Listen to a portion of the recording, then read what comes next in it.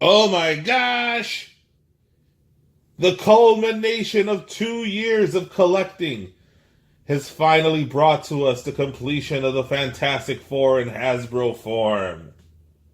This figure itself was exposed to cosmic rays, making it friggin' awesome. As you can see here, it is a Walgreens exclusive. He comes packed in with an additional head, an additional open palm, and a fist for smashing. As you see here, the thing has a stone face, no pun. He also has a frown. On the side of the package, you see some impressive box art featuring the thing. There's a read up here. An impressive boulder-like exterior, grand sting, exceptional strength and durability in even the rockiest of battles, making him Trojan Man. Let's get this guy out of the package. All right. So now we see the thing in all of his glory outside of the package. And have you ever done something where you instantly regret doing it? Yeah. After I snapped my fingers, half of my Marvel Legend collection totally disappeared. It's kind of strange. So Thing does have an impressive weight. Love how the texture here, everything is sculpted beautifully here. The one thing I wish they would have included was the Fantastic Four logo. I also wish he would have come in Speedos. Speedos makes everything better. I've been trying to make it so that we can wear those to work, but unfortunately, they're in the Stone Age. So now, as you see here, the thing he does have a scan reminiscent of the great Jack Kirby. And for those of you who don't know, and you're living under a rock, Kirby teamed up with the great Stan Lee to kind of change things up on how comic books were produced and how stories were delivered to the comic book reader, developing the first family of Marvel, the Fantastic Four. They developed a unique new style back in 1961, November to be exact. And that actually revolutionized the comic book industry and brought to you the Marvel that you love today, but just without all of the social justice.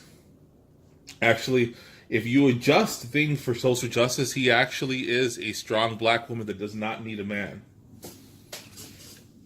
Now let's take a look at the articulation.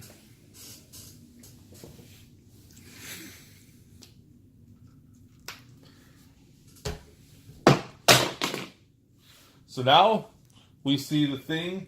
His head does not really move up or down. Just kind of. No, I don't want to go to school. No, I don't want to eat any porridge. So, but let's take a look at where he does shine, and that is going to be in the ab crunch department. Take a look at how deep he gets there.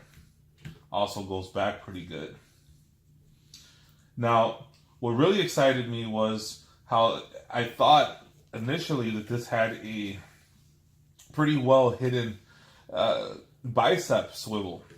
However, it turns out it's not well hidden. They just kind of created the illusion that it's there. So there you see, there is no bicep swivel. However, he does have a swivel at the wrist. At the elbow. He doesn't have a hinge here, but however, he does kind of rotates at the wrist. Does have a hinge there, but it doesn't go up and down. Now, he does rotate at the waist along with that ab crunch. Leg kicks up this far. Does have a double jointed knee. Does have ankle articulation. He has the ankle rocker. The sculpt here prohibits the ability for him to really pivot forward. He also doesn't have the toe articulation that's found in other Marvel Legends Thing figures. Let's also take a look at how the elbow. You see, he gets just about a 90-degree angle there. There is no butterfly. So now let's take a look at some comparisons. Now here we see Thing. All right, two things. Over on the right, we see the Marvel Legend Thing equipped with his bendy wire fingers. Next to the Hasbro Thing. This is the Thing that has been in my Marvel Legends Fantastic Four display. Will he be supplanted by the Hasbro Thing, or will the Legendary Riders Thing make his presence felt?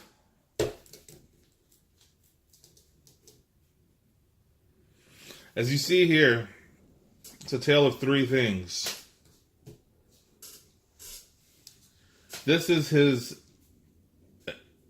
debut appearance. This was based off of his first appearance in the Marvel Comics. I love first appearances, and I also love how this is more of an accurate scale. If you take a look at him next to Mr. Fantastic, you can see that he's not that much taller. Still significantly out of scale in relation to the comics. However, not as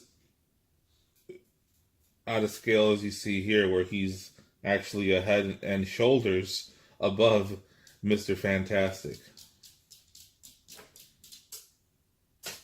Now, if you take a look at the articulation, this thing here does have the bicep swivel. One of the things I like is how he makes so much noise that he sounds like a crinkly, crackly old thing. It's one of the things I enjoy. This thing was not in my Marvel Legends display because he was actually inside of the Fantastic car, which I'll share with you at some point when I do a collection walkthrough. He also has the toe articulation. He does have the double jointed knee.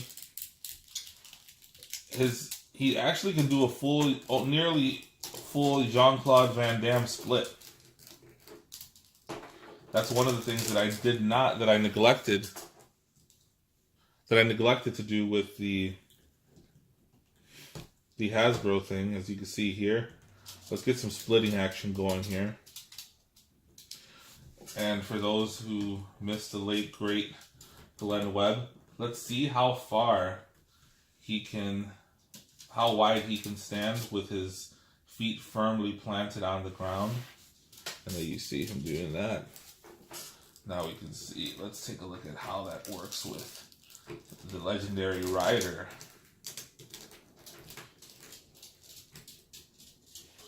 And he can't quite do that. As you see, the feet do not touch the ground firmly like this thing. Now, you're not going to be able to do that with this Toy Biz thing because, unfortunately, he has an old school T-joint. He has a kind of a strange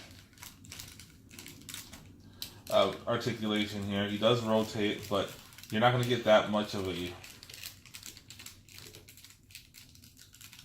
He has the very odd, awkward butterfly joints here. Has not quite 90-degree angle the way that oh, actually, there you go. He does have it. He has the bendy wire fingers, and unfortunately, he is not able to throw up a middle finger because he only has 4 fingers. So, unfortunately, I guess you got to use your imagination. He can give you a pretty mean thumbs up, though. Speaking of thumbs up, make sure you like this video. Don't forget to share, comment, subscribe. Let me know what thing is your go-to in your collection. Let me know which thing you feel is going to be is actually the better Marvel Legends. Is this your favorite Marvel Legend thing? How do you feel about the lack of accessories that Marvel provides you with nowadays? Speaking of accessories, let's take a look at those now. Now we see Thing with all of his accessories that he was packed in with, or lack thereof. We see him with his additional stone face. We see him with his additional open hand and with an additional fist. Those of you may recall, the legendary rider figure actually came with a unique bicycle for the Thing and a comic book, which I do not have here. That's packed away. And the other Toy Biz Thing came with a pretty cool diorama piece. And you can see that the other Toy Biz Thing comes with the Yancey Street Boys diorama piece for the Thing. So as far as bang for your buck and value for your dollar, there's no beating Toy Biz. As far as accessories, you can't beat this diorama along with the comic book that this Thing came with. The articulation is outdated. However, for its time, this was a kick-ass figure. Now, let's take a closer look at the accessories for the new Marvel Legends Thing, because this video is all about him. So let's go ahead and remove this head here. Pop on the other. Oh, and as you've seen that, his arm, his right hand, literally just popped right off. No, that is not a unique action feature. Unless his action feature is called quality control issues. Let's take a look at this at his right hand, and it doesn't even stay in. Oh, now it stays in, but it's not supposed to come off that easily. Doesn't even pop in. This one is pretty tough to get out. Stays insecure. Like a jealous boyfriend. So, I don't know. I like having my Thing being able to have both fists so you could get into that clobbering action. Well, the fist stays in a lot better than the open hand does. To be honest with you, this is how I'm going to display him more often than not, with his fists ready to, the old fisticuffs there. One other thing that I noticed while posing this guy was that he's very loose at the hips. You see that? Not very steady. Kind of like the Thanos Build-A-Figure and single release from Walmart. Very loose at the hips. He is kind of top heavy. So he has a tendency to try to want to get into a twerking position. So maybe that's his action feature. So now let's see how Thing looks when you add him to the rest of his Fantastic Four brethren.